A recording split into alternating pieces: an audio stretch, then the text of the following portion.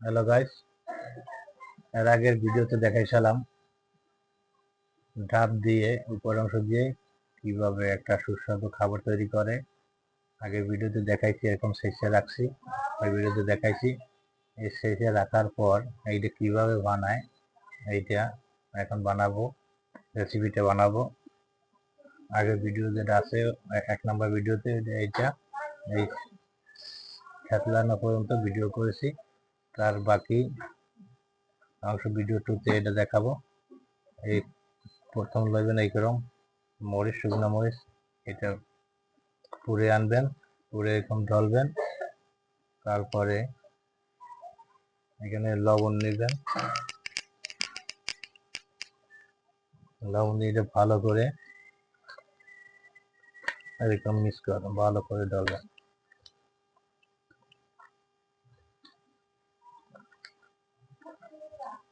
ভালো করে ঢালার পরে তারপরে আমরা এটা হলো যাইয়া তিতল,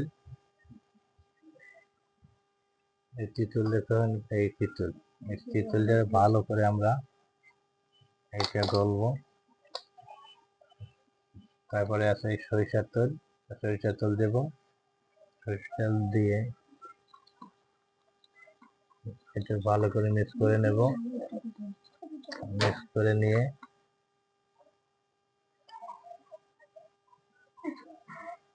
এই তিতল এর সাথে মিক্স করে দেব।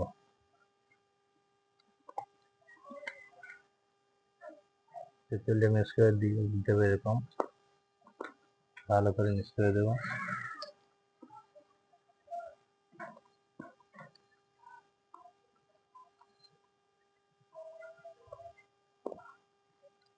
তিতলটা অনেক শক্ত, ফ্রিজের মধ্যে ছিল, একদম শক্ত।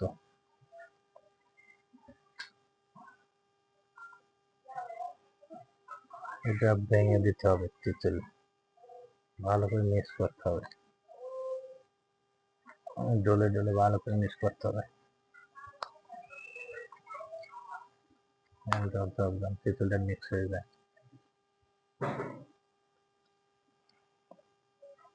আমরা তিতল নেব,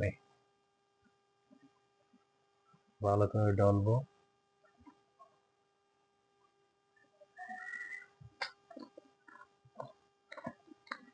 ভালো করে মিক্স হবে, এটা মিক্স করে এটা পাশে নেব।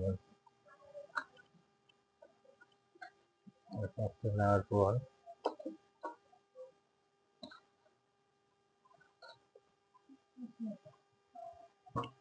এটা ভালো করে মিক্স করবো। একটু পানি দেব,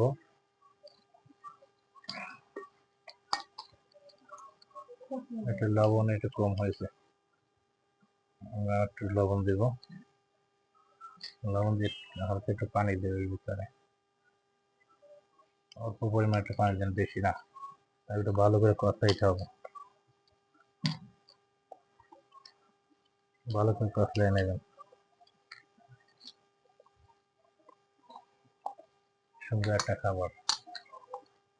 আমরা অনেকে কচি ডাব খেয়ে ছোলাটা ফেলে দিই।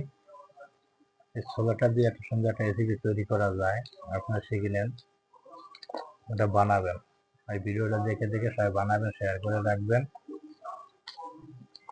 তাহলে ভিডিও দেখে দেখে এই রেসিপিটা বানাবেন, দেখবেন অনেক সুস্বাদু। এই যে হয়ে গেল আমাদের রেসিপিটা, এই খেতে খুব মজা। ধন্যবাদ সবাইকে।